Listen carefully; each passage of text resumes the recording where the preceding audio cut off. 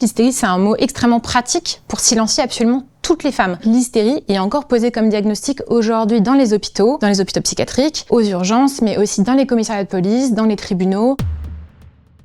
L'hystérie n'est pas une maladie, elle a été décrétée comme maladie depuis le 5e siècle avant Jésus-Christ et notamment Hippocrate, qui dit à ce moment-là que l'hystérie est en fait une maladie de l'utérus, une maladie de la matrice des femmes, qui lorsque l'utérus n'est pas suffisamment alimenté de semences masculines, de liqueur virile, parfois on trouve aussi ce terme-là, qui pourrait se dessécher et furieux partir partout dans le corps des femmes, monter jusqu'au foie, à l'estomac et parfois même jusqu'au cerveau. Au fil des siècles, on retrouve des traitements extrêmement violents qui ont été infligés aux femmes dites hystériques. Par exemple, Ambroise Paré propose de mettre des sangsues sur le col de l'utérus des femmes, mais aussi de les mettre en cage, de les plonger dans l'eau froide, parfois de les frapper. On peut retrouver bien plus tard, au 19e siècle, donc la compression des ovaires des femmes. Certaines aussi subissent des excisions, des clitoridectomies, pour leur hystérie, y compris des toutes petites filles en fait. Aussi des hystérectomies, donc c'est le fait de retirer l'utérus. Et puis plus tard, au XXe siècle, le diagnostic se déplace, mais on retrouve en fait des femmes qui ont un diagnostic flou entre la schizophrénie et l'hystérie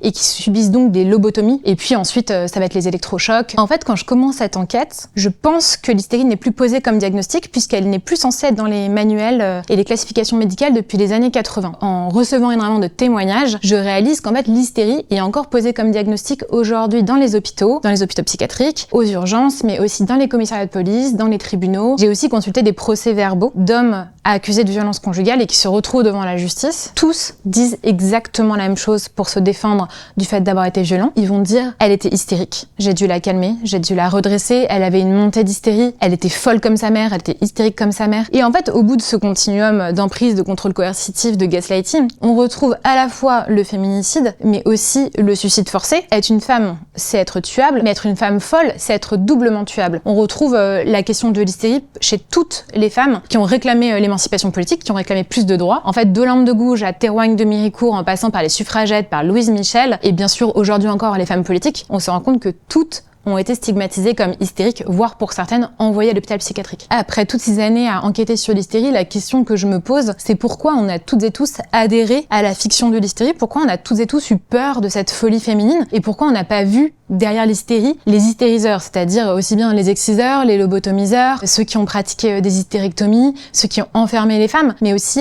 tous ces maris qui ont eu intérêt à faire interner les femmes. Donc en fait, derrière chaque hystérique, il y a un hystériseur, il y a un homme qui a intérêt à faire passer cette femme pour folle.